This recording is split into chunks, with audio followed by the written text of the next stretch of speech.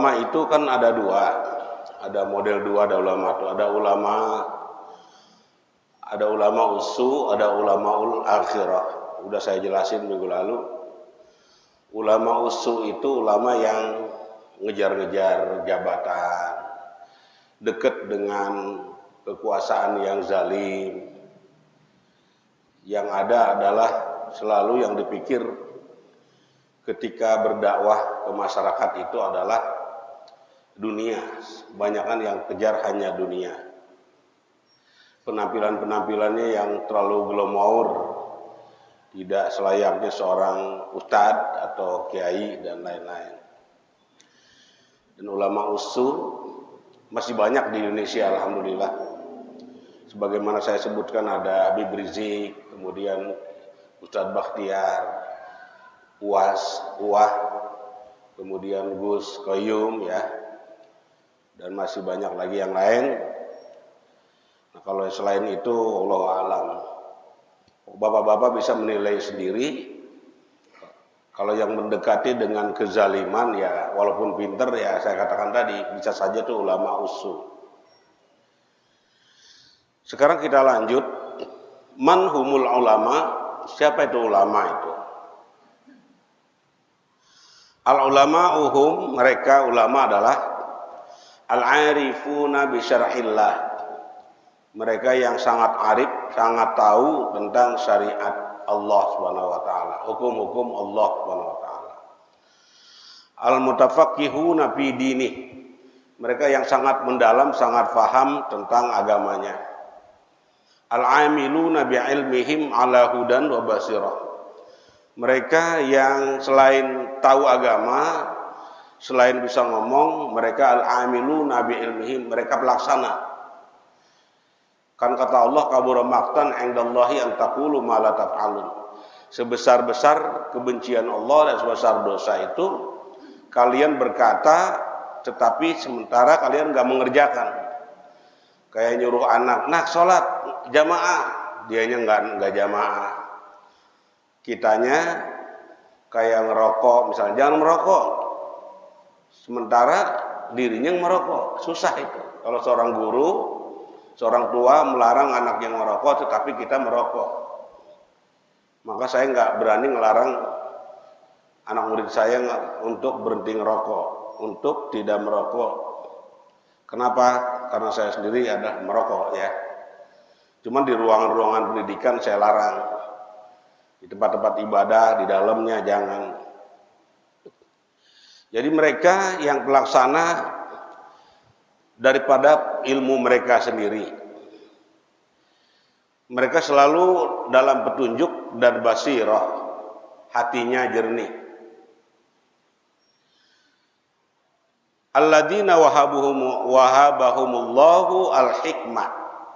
Wa may yu'tal hikmata faqad utiya khairan katsira. Barang siapa diberi hikmah, maka dia sesungguhnya telah diberi kebaikan yang banyak.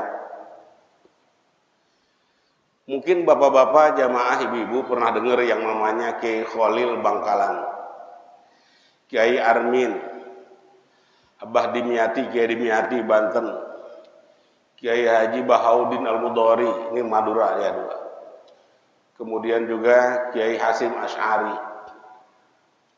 Nah mereka tuh selain mereka ahli ilmu agama, baca kitab, tapi mereka juga adalah seorang yang ahli dalam ilmu bela diri, punya kanuragan, punya ilmu hikmah, dan mempunyai karomah yang sangat luar biasa. Sebagai contoh, suatu ketika di Madura, di kampung di Pamekasan ya, kampungnya Kiai Khalil Bangkalan itu, para petani sering kecurian tanaman timunnya.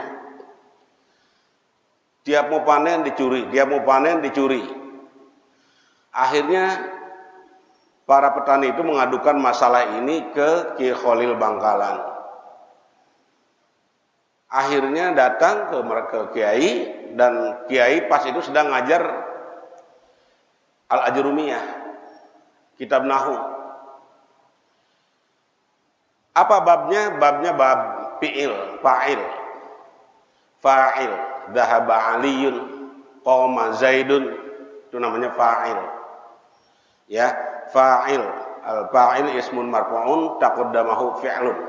Isim yang marfu didahului oleh fi'il. Nah, dia pas bab fa'il contohnya qoma zaidun. Petani datang, apa kira-kira wiridannya para kiai? Amalannya. Baca saja tiap habis sholat qoma zaidun. Padahal itu bukan wirid sebetulnya. Contoh bahasa Arab jadi contoh ilmu alat, ilmu nahwu. Qoma zaidun. Para petani mungkin gak bisa bahasa Arab, gak tahu, yakin saja. Karena yang ngasih kiai diamalin itu. Qoma zaidun, qoma zaidun, qoma zaidun. Pas besoknya banyak pencuri yang tidak bisa jongkok, tidak bisa lari, diam berdiri. Gara-gara qoma zaidun, petani pencurinya jeger kaku. Nah, ini para hadirin yang berbahagia, jeger kaku, nggak bisa. Ya, ini salah satu di samping mereka ahli dalam ilmu agama, mereka juga buat panutan masyarakat, buat aduan masyarakat, kayak contoh pencurian. Dulu pernah Kiai Hasyim Asy'ari itu murid beliau. Jadi Kiai Hasyim Asy'ari, Kiai Khalil Bangkalan, Kiai Armin, Syekh Yasin, Syekh Nawawi Al-Bantani itu guru dan murid. Guru dan murid. Dulu belum ada telepon, belum ada HP. Kalau sekarang kan ada HP. Saya aja Ustadz bawa gitu kan. Tapi orang dulu tidak ada HP, tetapi komunikasi satu dengan yang lainnya dari ujung ke ujung tanah Indonesia nyampe, bahkan di luar negeri nyampe. Mereka tahu ketika meninggal salah satunya, teman-temannya datang, kiai-kiai yang lain. Dari mana tahunya? Karena basirah, kejernihan hati mereka. Ada ustadz saya cerita, dia pesantren di Gontor. Pas pesantren di Gontor itu, dia ada petunjuk dari kiainya, dari ustadznya untuk pergi ke Ki Khalil Bangkalan. Pas dia mau pergi dari Gontor itu ke Khalil Bangkalan, tiba-tiba ada orang nggak dia kenal. Jalan saja deh, nggak usah nengok kiri kanan, nggak usah lihat ke belakang. Dia jalan saja, tiba-tiba ada yang nganter, ada motor, ada mobil. Siapa? Nggak tahu. Dan sampailah ke Khalil Bangkalan, sowan di sana, dan guru saya ini masih hidup. Guru dan teman lah, ya, karena sama-sama jadi guru di Darun Najah dulu. Masih hidup. Kemudian sampai ke Khalil Bangkalan, mau kemana dek? Kampung saya mau ke Banten katanya, ke Kiai Armin. Dia juga orang Banten. Tapi Bantennya Banten Serang Jawa. Kalau saya Bantennya Sunda. Oh, kamu mau pulang? Ya silakan. Udah pergi keluar, nggak usah nengok kiri kanan, kata Kiai Khalil Bangkalan. Jalan saja. Tiba-tiba ada yang ngajak makan di jalanan, ada yang ngajak makan, dan dengan singkat waktu tanpa diduga dia udah sampai ke Banten, udah ke rumahnya main segala macam. Setelah dari sini mau kemana dek? Saya mau pulang pesantren saya di Gontor. Kata Kiai Haji Armin, masuk kamar, baca subhanallah di asra bi abdihi laila minal masjidil haram ilal masjidil aqsa dan seterusnya, masuk ya, dengan sekejap, dengan kekuatan kudrah Allah Subhanahu wa taala, tiba-tiba dia sudah di Gontor, di tangga Gontor, kira-kira sebelum subuh. Nah, ini luar biasa. Jadi artinya komunikasi satu dengan yang lainnya itu nyambung. Nah, ini karomah-karomah mereka luar biasa. Konon Ki Hasyim Asy'ari sebelum terkenalnya adalah murid Ki Khalil Bangkalan. Ki Hasyim Asy'ari itu tugasnya adalah membersihkan rumahnya, kemudian juga sawahnya. Yang lebih utama tugasnya adalah merawat kudanya Ki Khalil Bangkalan. Kalau murid sekarang kira-kira suruh nyapu susah, suruh ngepel susah. Makanya murid-murid sekarang walaupun detailnya tinggi, rada-rada kurang berkah. Kalau orang dulu suruh nyapu, bahkan perebut disuruh kiai. Suruh garap sawahnya, nggak diupahin, nggak apa mau. Makanya berkahnya tinggi orang dulu. Nah, Kiai Hasyim Asy'ari itu membersihkan kudanya tiap hari, terus badannya kurus, ya. Kemudian pecinya sering kejemur merah, gitu kan? Merahnya merah kejemur. Terus kulitnya hitam-hitam kecoklat-coklatan, bukan aslinya, tapi karena kotor kejemur, katrok lah bahasa orang, kelihatannya katrok. Akhirnya terus berjalan Kiai Hasyim Asy'ari itu terus dengan sam'an wa ta'atan dia menjalani tugasnya dengan ikhlas. Suatu hari Kiai Khalil Bangkalan kedatangan tamu. Tamunya pasti kiai juga. Kalau ustadz nggak jauh dari ustadz tamunya. Kalau kiai juga nggak jauh daripada kiai, santri minimal. Akhirnya ketemu dengan Kiai Khalil Bangkalan. Ada apa kira-kira nih? Saya ingin cari mantu nih, anak saya perempuan. Kira-kira Pak Kiai ada nggak? Ada, kata Kiai Khalil Bangkalan. Ya benar Pak Kiai, ada. Dipanggil Syekh Hasyim Asy'ari. Saat itu Hasyim Asy'ari. Sini nak, ada apa? Berdiri di situ, nih, Sohib teman saya, ini calon mantu Anda, namanya Hasyim Asy'ari. Panas dingin, merah pada mukanya, luar biasa. Akhirnya kiai tamunya tadi pulang, Hasyim Asy'ari juga kembali ke kandang. Dia mikir gundah, begitu stresnya. Kenapa? Kalau zaman dulu itu kiai udah pasti ilmunya banyak, kemudian juga hartanya banyak, tokoh masyarakat. Zaman-zaman dulu itu begitu. Dan akhirnya bagaimana caranya ini masalah ini supaya keluar dari masalah? Hasyim Asy'ari pernah ingat bahwa untuk keluar dari berbagai problematika hidup dan masalah, bacalah salawat nariyah atau salawat kamilah 40.000 kali semalaman. 40.000. Makanya ada yang ngamalin salawat nariyah kan 11 tiap habis sholat. Ada yang ngamalin 41 subuh, ba'da subuh doang. Ada yang mengamalkan 200 sehari semalam. Ada yang mengamalkan 4.444.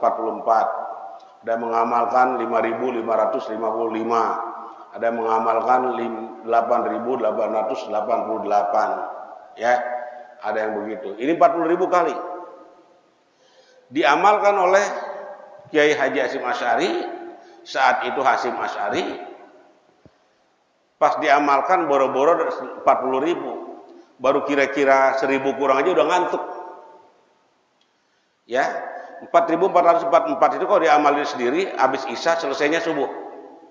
Satu duduk Pak ya, satu duduk, nggak boleh bergeser, nggak boleh merubah duduk silanya.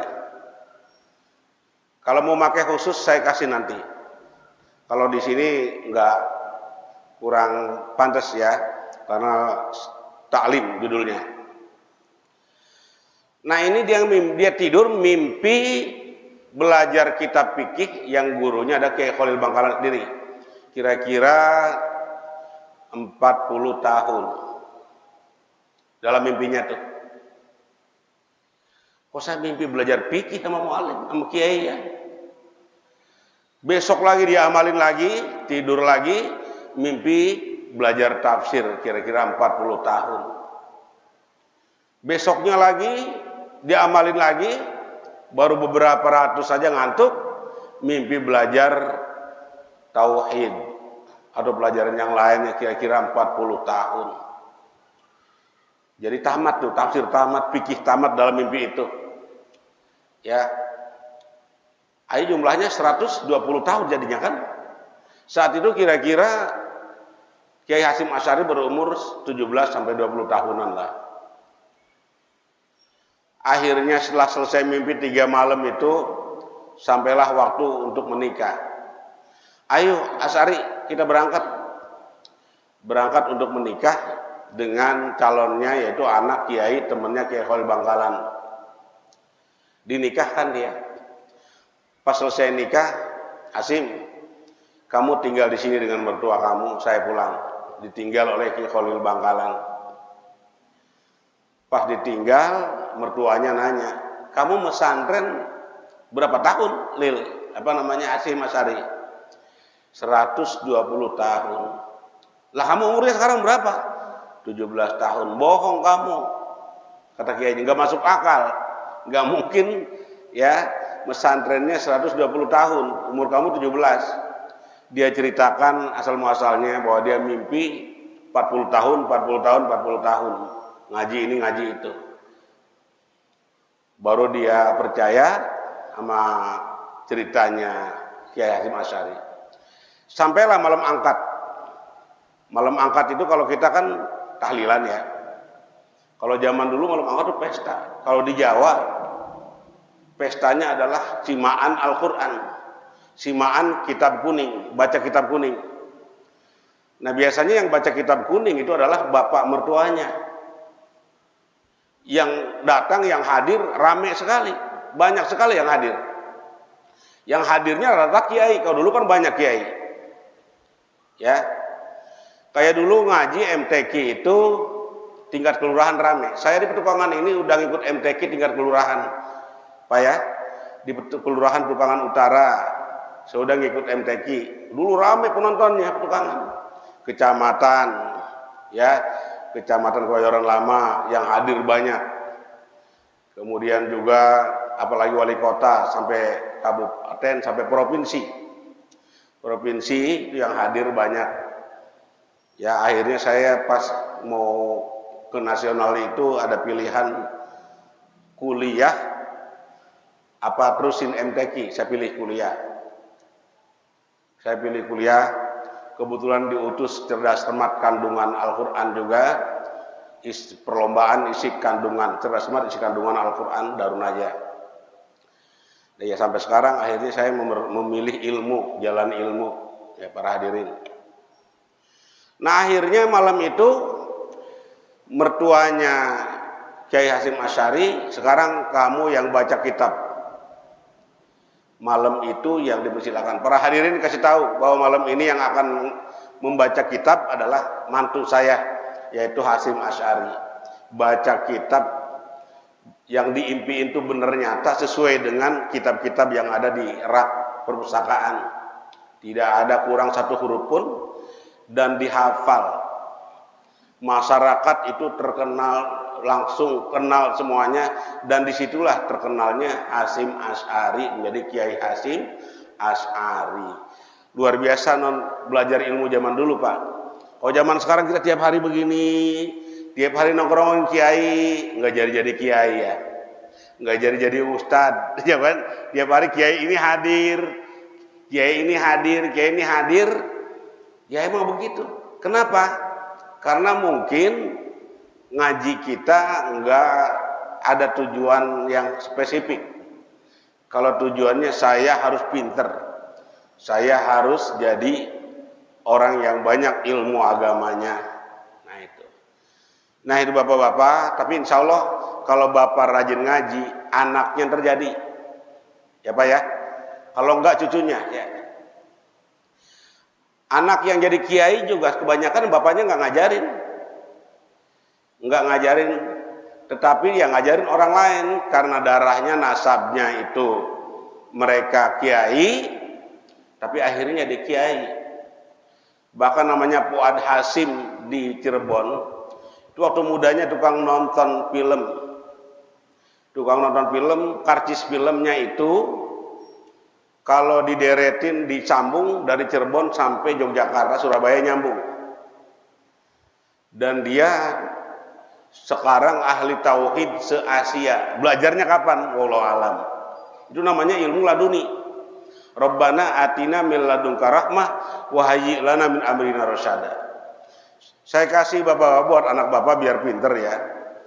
Kalau mau mandi baca Allah ma'alimni ma jahiltu wa dzakirni ma nasitu wa fahimni ma lam afhamhu.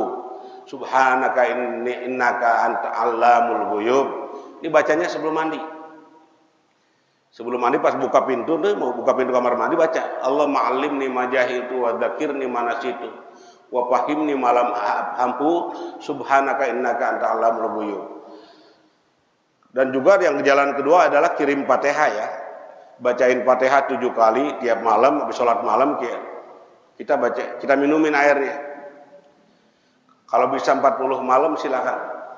Bikin di gelas di tempat sholat kita, di depan sholat kita, bacain Fatihah 7 kali buat anak kita, minumin. Ya mudah-mudahan anak-anak itu menjadi pintar, cerdas dan manfaat. Nah itu bapak-bapak hadirin yang berbahagia ya. Kemudian wa may yutal hikmata faqad utiya khairan katsira. Barang siapa diberi hikmah, dia telah diberi kebaikan yang banyak. Hikmah itu apa? Hikmah itu mungkin dia masih sholat, dia masih ngaji, berarti ada hikmahnya. Dia masih tahajud, dia masih ikut ta'lim, dia masih zakat, dia masih sedekah, itu ada hikmahnya. Dia senang bersilaturahim, dia senang bersedekah, senang berbuat baik, itu ada hikmahnya. Tapi kalau sudah pada hilang, mungkin sedekah sudah nggak pernah, ngaji udah malas, ya berjamaah sudah malas, itu sebagian hikmahnya sudah dicabut oleh Allah Subhanahu wa taala. Jadi hikmah itu luas artinya. Wal ulama'uhum alladzina ja'alallahu azza wa jalla imadan nasi alaihim fil fiqhi wal ilmi wa umurid dunya wa umurid dini wad dunya. Ulama itu yang Allah jadikan mereka itu sebagai tiangnya, sebagai pondasinya manusia dalam ilmu fikih dan ilmu dan dalam urusan agama dan dunia. Ya, urusan agama dan dunia. Saya katakan tadi ulama dan dunia ada dua ya, ulama su, ulama jahat, ulamaul akhirah. Yang begini ulamaul akhirah yang selalu mengajak kepada kelurusan keistiqomahan.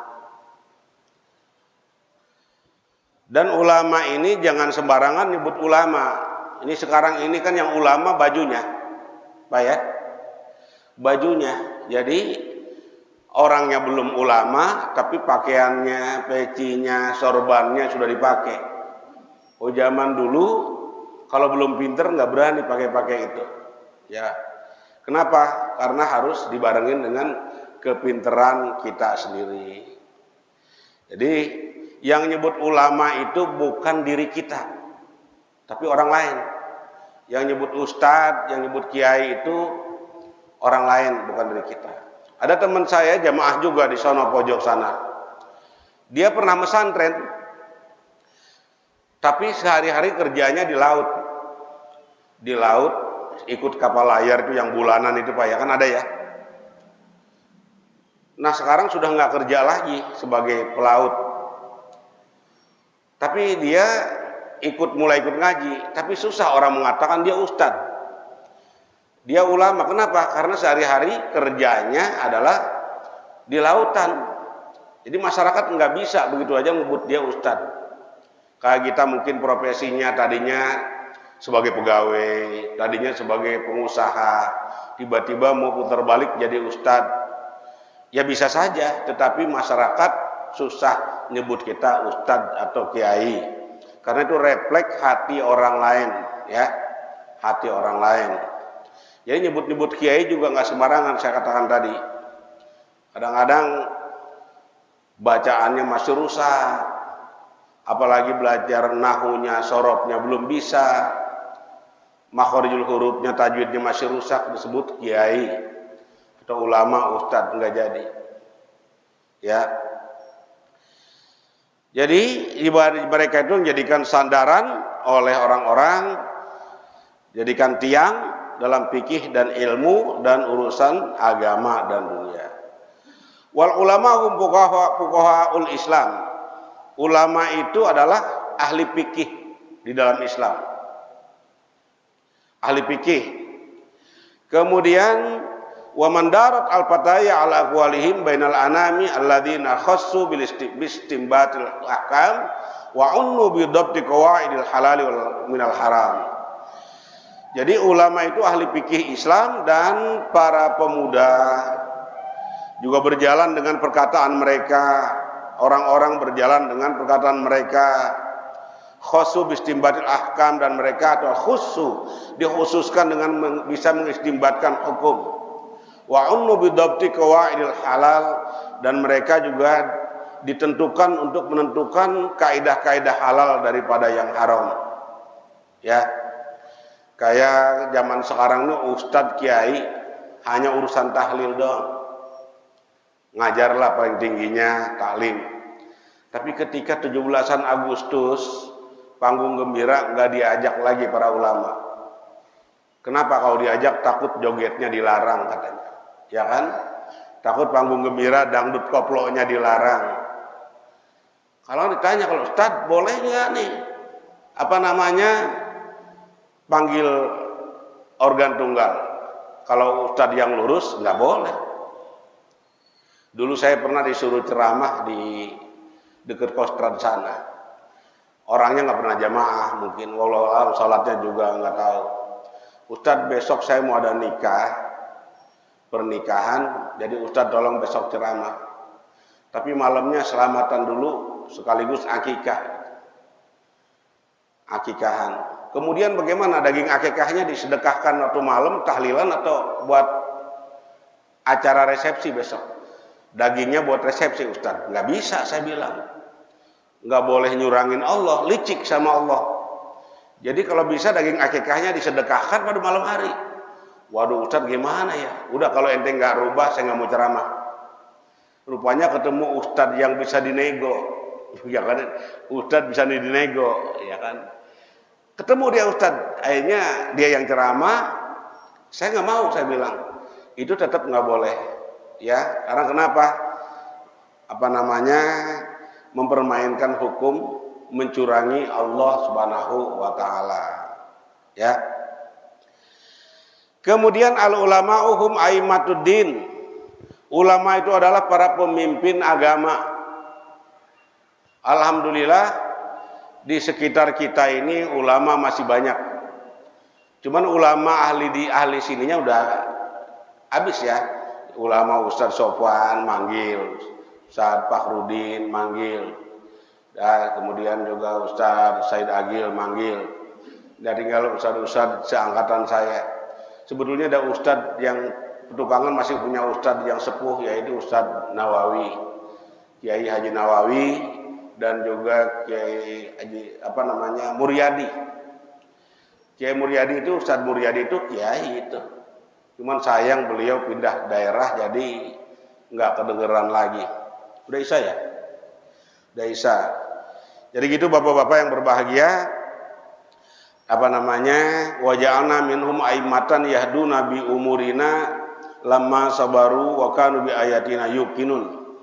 Kami jadikan mereka para pemimpin yang mereka dapat petunjuk dengan urusan kami. Mereka sabar, dan mereka dengan ayat-ayat kami mereka sangat yakin. Al ulamahum warasatul anbiya, mereka para pewaris nabi. Warithu anhum al ilma, mereka mendapatkan warisan ilmu. Fahum yahmilunahu fi sudurihim, mereka ilmu itu mereka bawa dalam hati mereka. Wa yantabi'u fil jumlah, dan akhirnya menerap dalam hati mereka. Ala amalihim, dalam perbuatan mereka. Wa yad'una ilaihin nas, dan mereka dengan ilmu itu ngajak manusia menuju Allah Subhanahu wa taala. Wallahu a'lam.